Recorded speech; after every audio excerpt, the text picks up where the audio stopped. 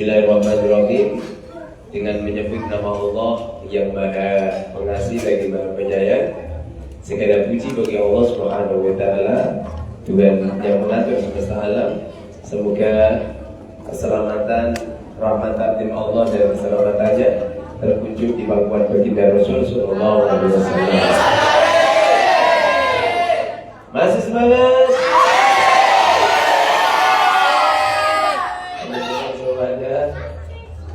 Ini malam ini malam tidak serius. Biasanya kan kita serius. Sekali-kali tidak serius. Apa kalimat? Jadi serius lagi. Ini malam ini bulan ini adalah bulan ayahnya Rasulullah Sallallahu Alaihi Wasallam. Sayyidina Abdullah nikah dengan Sayyidatina Aminah. Jadi Sayyidina Abdullah nikah dengan Sayyidatina Aminah pada bulan Rajab. Makanya kalau kita hitung bulan Rajab, Siti Aminah nikah dengan Abdullah, Sayyidina Abdullah. Di bulan Rajab itu juga beliau malam pertama dan berhubungan badan. Makanya Rasulullah di dalam kandungan itu Rajab, Sya'ban, Ramadan, Syawal, Dzulqa'dah, Dzulhijjah, Muharram, Muharram, Safar, Rabiul Awwal. 9 bulan. Jadi Rasulullah itu ada di dalam kandungan 9 bulan. Tentu kalau Rasulullah itu lahir di tanggal 12 Rabiul Awwal, berarti Rasulullah diletakkan di rahimnya Sayyidatina Aminah di bulan Rajab. Qala Rasulullah Rajab Syahrullah. Rajab adalah bulannya Allah. Makanya di bulan Rajab ini usahakan memperbanyak ibadah, memperbanyak sholat, memperbanyak puasa. Sudah puasa kemarin? Dapat berapa hari?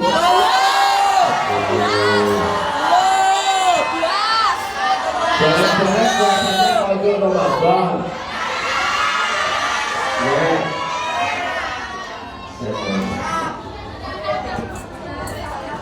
Alhamdulillah kita selesai melaksanakan puasa Rajab selama 10 hari.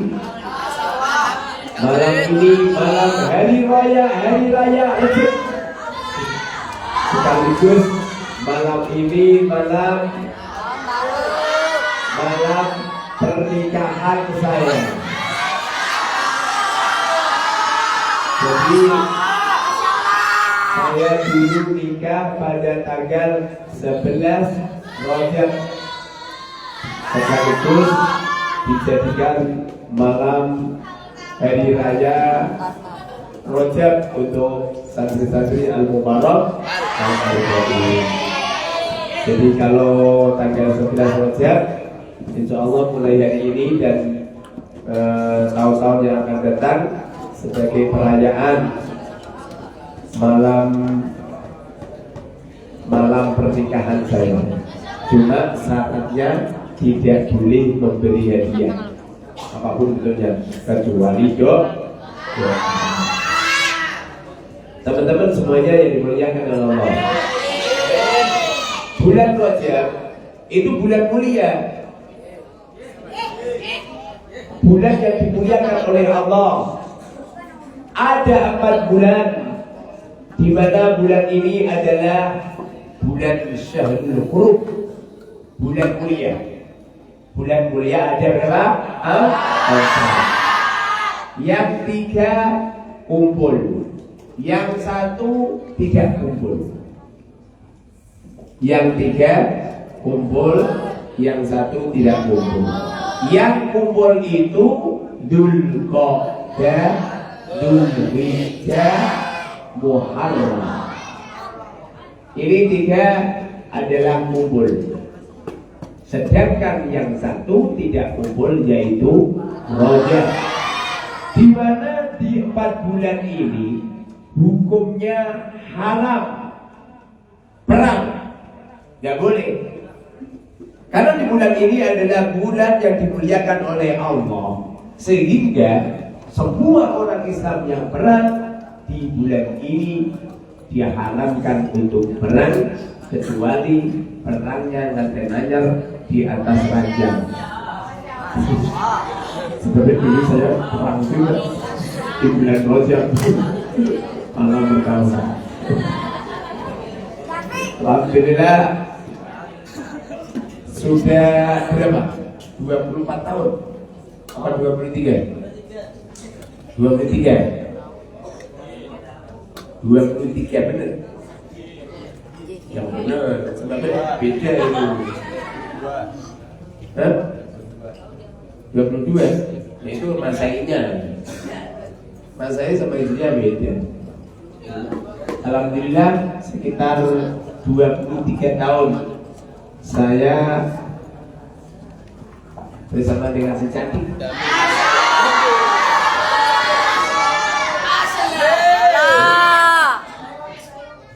Sering bertengkar, tapi bertengkarnya di atas split bag. Makanya anaknya 12. Kan beda dengan kamu gak pernah bertengkar sama istrimu kan? Nah, makanya istiqomah dulu.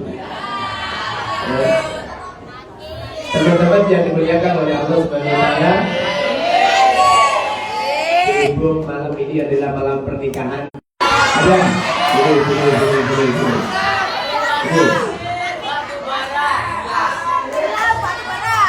Ada? Kota nggak bisa. Musik.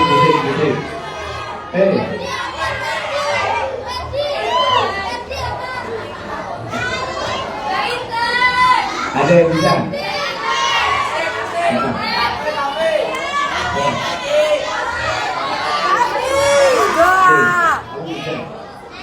Bisa.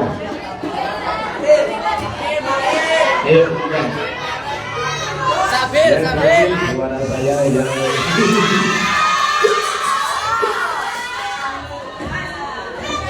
ayo yang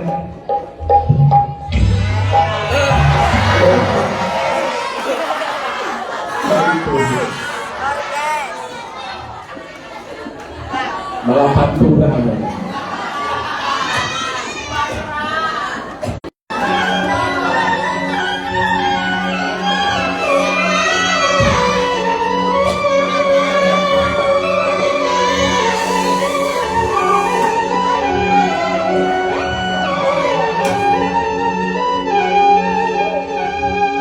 Ada lagunya kan?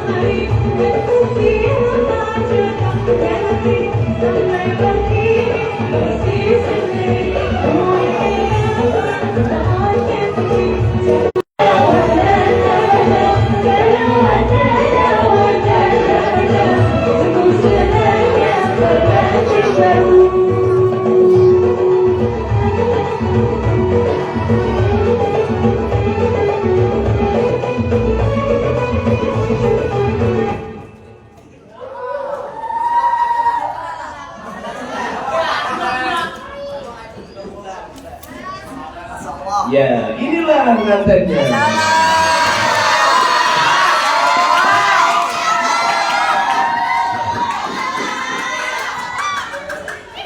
Jadi teman-teman semuanya, nikah itu yang paling utama itu menurut syariat bukan roja. Kenapa? Sebab kalau nikahnya di bulan Rajab, nanti Ramadannya bisa nggak jadi puasa. Lu kok Ustaz bisa ngomong gitu? Saya jalanin lah. Saya jalanin. Makanya kalau nikah itu ikutin Rasulullah. Dulu Rasulullah itu Syawal. Jadi nikah itu sunnahnya itu di bulan Syawal. Bisa ya? Bisa Syawal nikah semua ya? Jadi Rasulullah itu nikahnya di bulan Syawal. dan hari Ahad ya. Hari Ahad. Tapi kalau di Timur Tengah hari Jumat. Makanya Rasulullah dulu itu nikah di hari Jumat. Kenapa yang paling utama di bulan Syawal? Karena di bulan Syawal itu ada pengantin baru di bulan Syawal. Apit, besar, suro, sapar, mulut, badan mulut, mati awal, mati lahir, Rajab, ruwah, selama 11 bulan wis lempoh itu. Jadi kesemangatan barunya itu sudah apa itu luntur. Beda kalau nikahnya di bulan Rajab. Di bulan Rajab nikah semangatnya bulan Saban malah romantis juga, bahaya. Dulu pernah batal nggak deh? Nanti nggak pernah katanya, nggak pernah batal ya?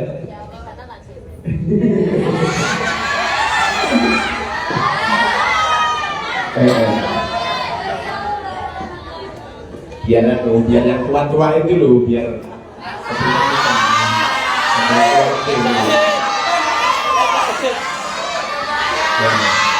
nikah yang paling nikah Rasulullah itu dulu mengatakan tunkahul mar'atu li arba'in, wanita itu dinikah rata-rata, lelaki nikah sama perempuan rata-rata itu karena 4 perkara. Rata-rata loh, bukan Rasulullah menyuruh 4 loh, bukan, salah itu. Yang disuruh itu yang alaikum bidatid taruh betiada. Perintahnya Rasulullah gitu. Tapi Rasulullah menceritakan tunkahu dinikah almar'atu perempuan di arba'in rata-rata karena 4 perkara. Apa kata Rasul? Li jamaliha, rata-rata lelaki menikah dengan seorang wanita rata-rata gara-gara terkepicut cantiknya.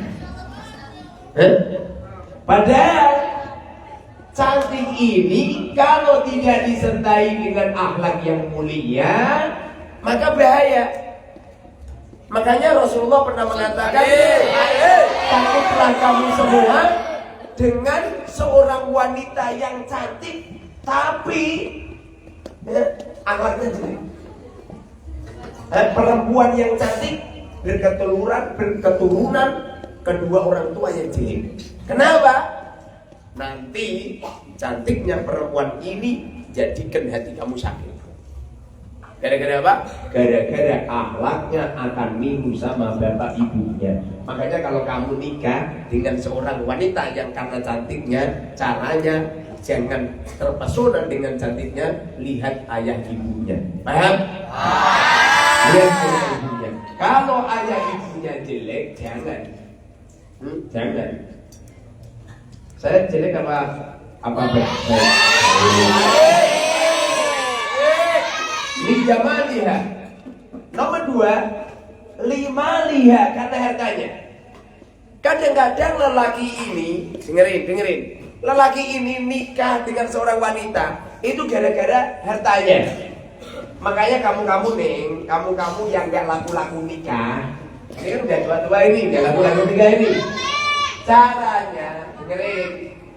Caranya nanti kalau kamu sulit laku nikah, caranya beli gelang yang besar, beli cincin yang besar, beli kalung bedulnya 5 kilo, beli gelang keroncong kalau jalan sampai koyok sapi. Ini nanti bisa menarik lelaki. Jadi cara untuk menarik lelaki, caranya ada 4. 1 dengan paras kecantikan, nomor 2 dengan harta benda. Dulu pernah ada seorang sahabat sowan di hadapan Rasul. Ya Rasulullah, saya punya putri gak laku-laku nikah. Ini gimana solusinya ya Rasul? Kemudian Rasulullah mengatakan, belikan perhiasan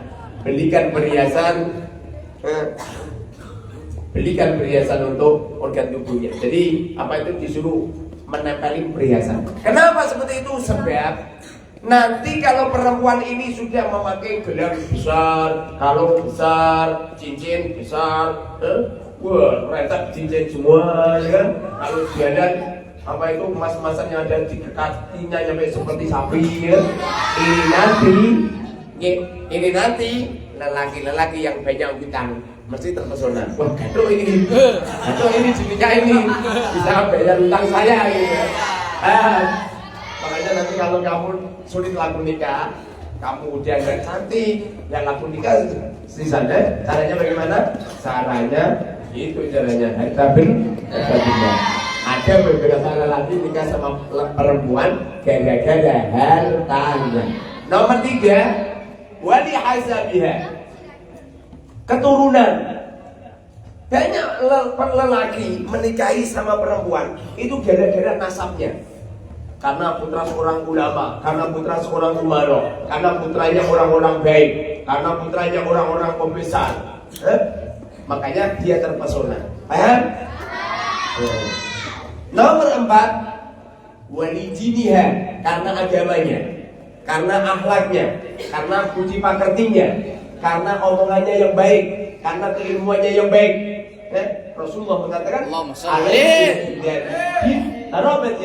apabila kamu memilih wanita, maka yang harus dinomorsatukan adalah agamanya. Agama itu artinya itu artinya tidak, agama itu artinya kacau. Menikah dengan perempuan yang tidak kacau. Siapa perempuan yang tidak kacau? 1, perempuan yang ilmunya baik, akhlaknya baik, peranginya baik. Insya Allah akan melahirkan anak-anak yang baik. Seperti contoh Umi Siti Mahmudah. Ini akhlaknya baik, cantik, kaya, keturunan ulama, agamanya baik, akhlaknya baik, maka akan melahirkan melahirkan Halimah Sa'diyah, Muhammad, Ahmad, Aisyah, Ali, Umar, Fatimah, Hasan, Umamah, Husain, Abdullah.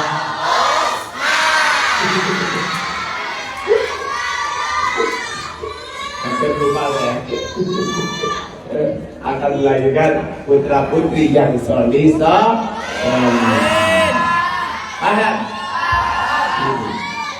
Pernah suatu ketika Rasulullah pengen menikahkan putrinya. Setelah Sayyidatina Fatimah menikah dengan Sayyidina Ali, setelah Sayyidatina Zainab menikah dengan Sayyidatina Zainab menikah dengan siapa namanya? Apa? Abul As. Setelah Zainab menikah, Rasulullah menikahkan Ruqayyah, dinikahkan dengan Utsman. Di waktu Ruqayyah menikah dengan Utsman, gak begitu lama, 6 bulan atau berapa bulan, Sayyidatina Ruqayyah wafat.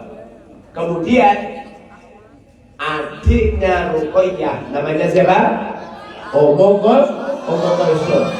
Kulsum dinikahkan dengan Utsman. Tapi apa yang terjadi?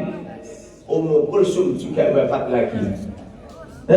Kemudian Rasulullah mengatakan, seumpama aku masih punya anak perempuan, tentu anak perempuanku kunikahkan dengan Utsman. Kemudian Rasulullah mengatakan, wahai para sahabat, apabila engkau punya putri, nikahkan putrimu dengan Utsman. Kenapa Rasulullah mengatakan seperti itu? Sebab kalau ada seorang wanita nikah dengan seorang lelaki yang seperti Sayyidina Utsman, maka perempuan ini akan menjadi perempuan yang beruntung di dunia dan di akhirat. Lelaki yang seperti Sayyidina Utsman itu lelaki yang bagaimana? 1, orangnya tampan. Paham? Makanya kamu gak boleh cantik. Masa lelaki ya? Gak boleh cantik, lelaki harus Nomor 2, lelaki itu harus kaya. Sayyidina Utsman kaya. Ini perempuan ini semuanya favorit sama lelaki yang kaya. Seumpama ada perempuan disodorin 2 lelaki. Yang satu namanya Ferdi, yang satu namanya Zain. Ferdi ini bos kaya raya, bensin punya di mana-mana, hotel, apartemen, uangnya banyak. Sementara si Zain tidak punya apa-apa. Bawa sepeda ontel malah rantai pedot tidak. Lalu ada perempuan cantik jelita disuruh milih. Tentu wanita itu milih Ferdi apa Zain? Milih Ferdi. Mulai.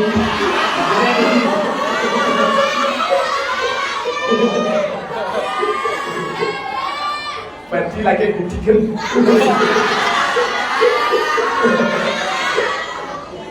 Artis atau enggak? Atau artis ini?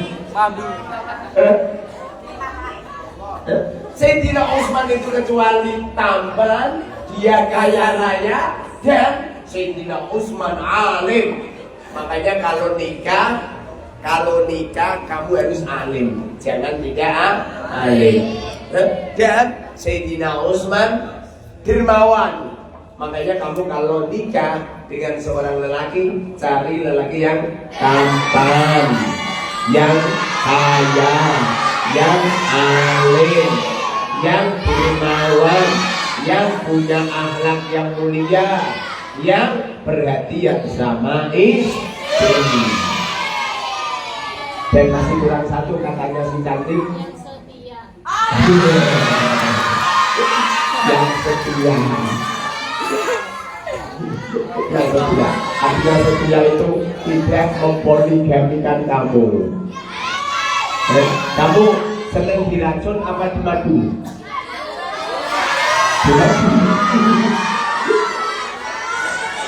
Pilih racun apa madu?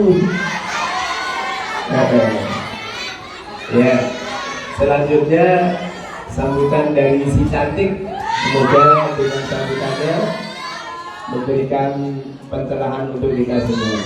Waktu dan tempat kami persilakan.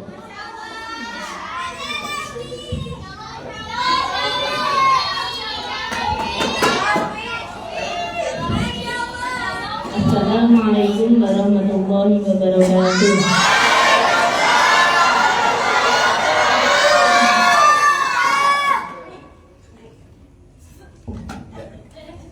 Bismillahirrahmanirrahim. Sebenarnya saya kalau disuruh ngomong di depan kamu-kamu itu grogi. Kecuali kalau saya disuruh ceramah di depannya Abdullah, di depannya Husain, di depannya Umama. Nah itu saya merasa paling alim. Gak cuma alim, tapi alim alamah.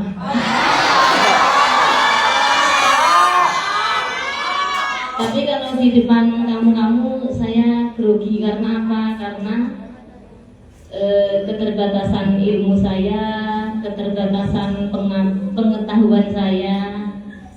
Kecuali kalau saya di kamar, saya itu paling pinter ceramah. Selama ini, Mas, kamu itu kalau mandi harus pakai sampo, harus pakai sabun. Nah itu tak ceramahin karena apa? Karena kalau mandi susah pakai sampo, kalau mandi susah pakai. Kalau rambutnya panjang, kalau nggak saya omeli dulu nggak mau. Kalau perlu saya tak paksa tak antar ke tukang ukur, harus ditungguin. Mending antar Abdullah sama Husain. Kalau Abdullah sama Husain itu kan nggak pernah nunggu, tapi kalau yang satu ini, masya Allah. Harus diiming-imingi dulu. Nanti awas kalau nggak mau potong, nanti malam tidur di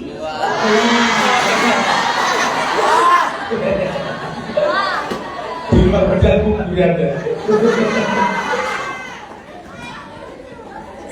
Jadi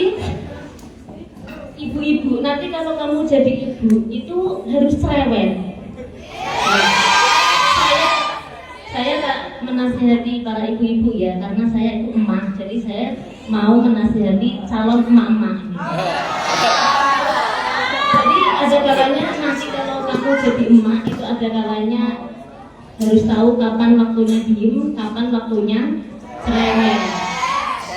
Kalau emak nggak cerewet itu bahaya. Sebab apa?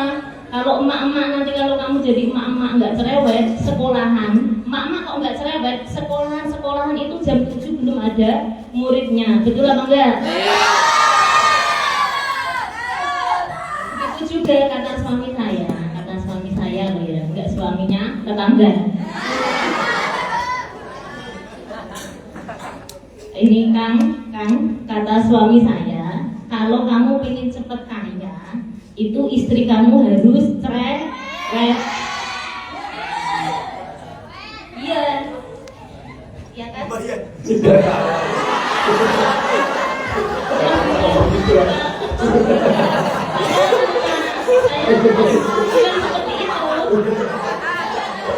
Pas bilang seperti itu saya rekam, tapi direkam sama malaikat. Ya. Karena segala sesuatu tingkah laku kita itu tidak terlepas dari ngerekamnya malaikat. Makanya hati-hati. Kalau kita melakukan sesuatu walaupun tidak ada orang yang melihat, kamu cecekan sama cowok, kamu video callan sama cowok, hati-hati. Walaupun kamu tidak direkam sama teman kamu, sama pengurus, tapi direkam sama apa ya, gaya kayak bunyi itu loh. Kalau saya kan nggak bunyi, tapi bunyi nih. Jadi kan kata Abi, kalau kamu pengen cepat kaya itu harus punya istri yang cerewet. Ya seperti suaminya munggah nganggur nggak mau kerja, kok istrinya diem aja, ya udah suami kamu nggak akan kerja. Caranya harus dicereweti. Nah itu teman-teman pada tahun baru itu kan biasanya pada ke puncak, terus ke pantai gitu ya. Nah itu kalau istrinya nggak cerewet, akhirnya seperti saya di dapur masak. Coba kalau istrinya cerewet, Pak itu loh Pak tetangga saya, brandnya tahun barunya itu di puncak, di Grojogan Sewu, di pantai. Kalau nggak cerewet, akhirnya seperti saya, dekem di rumah.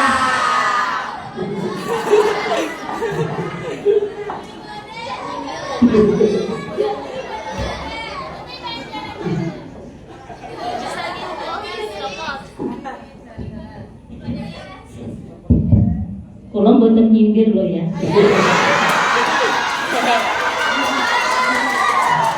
Saya hanya menasihati para calon bapak-bapak. Nanti kalau istri kamu cerewet, kamu harus bersyukur. Gara-gara istri kamu cerewet, akhirnya kamu beli kulkas, beli TV, beli mobil. Mas itu loh mas, tetangga saya itu tangannya ada kuning-kuningnya, masa saya, nah itu gara-gara istrinya cerewet, akhirnya suaminya pusing.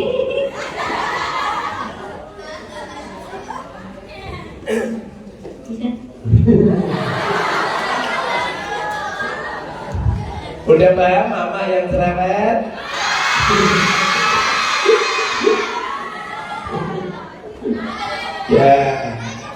Ya terima kasih atas sambutannya. Ya tapi dulu pas masih alhamdulillah saya dulu kan selalu apa ya, selalu dimanjakan. Sekarang juga selalu dimanjakan sih. Kenapa kok saya nggak tahu barunan kemana-kemana? Karena semua tempat sudah pernah saya datangi. Tahun baru di puncak sudah pernah, tahun tahun baru di pantai sudah pernah, tahun baru nginep di hotel sudah pernah, tahun baru di tengah alun-alun bawa ingkung, dudah ingkung juga sudah pernah, jangan berkali-kali. Tapi untuk tahun baru kali ini, tahun baru ini nggak apa-apa wis mas, aku tak tahun baru nanti hati kamu saja.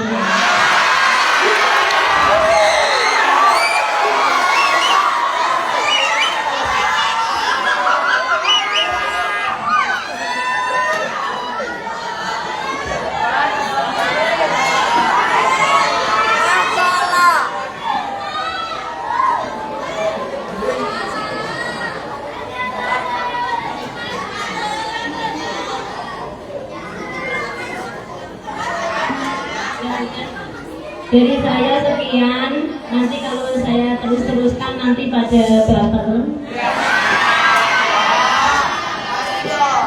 ada kejam-kejam.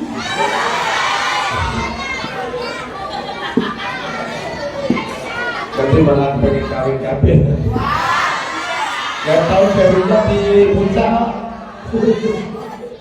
Puncak sama libur. Ya ini tadi mutiara indah dari si cantik, semoga bermanfaat untuk kita semua. Amin ya rabbal alamin. Paham mak-mak yang cerewet? Paham calon bapak-bapak yang punya mak-mak yang cerewet?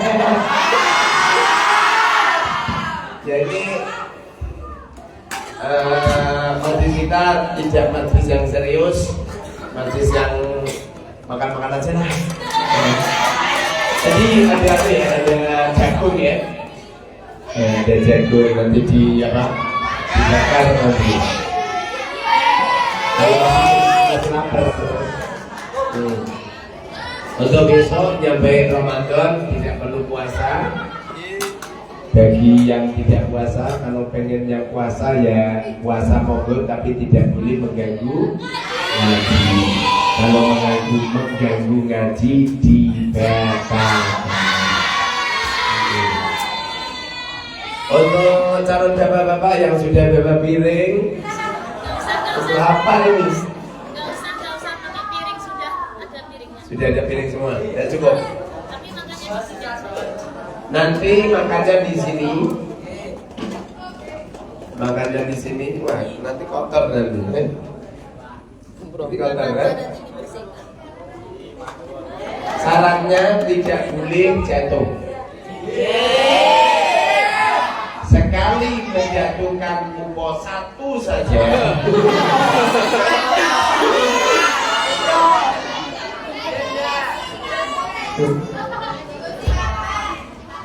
Gak boleh kacar, oke? Nanti sebelum di apa? Sebelum diopet nanti dibersihkan dulu yang sebersih-bersihnya. Oke? Gak boleh ada yang kotor. Ning, nanti makannya di sini semua. Itu sudah kita beli, sudah.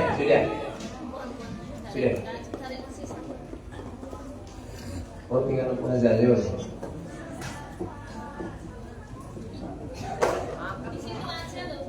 Nanti kotor nanti. Nanti ngambil nasi lewat sana, oke? Terus makannya di masjid biar nggak kotor, oke? Nanti kalau udah selesai nanti di yang belum. Sebelum makan-makan, untuk pertama yang makan-makan perempuan, untuk yang lelaki nanti ada penampilan dari mana? Kang Joko mana Kang Joko? Sabi. Dari